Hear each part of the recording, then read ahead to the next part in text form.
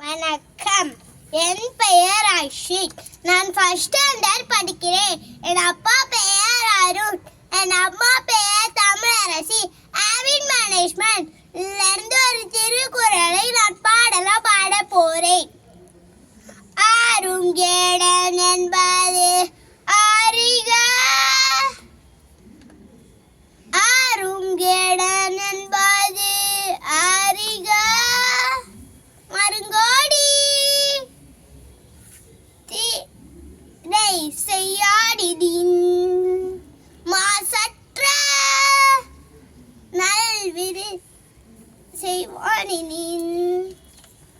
ஆரும் கேடன் என்பது அறிக.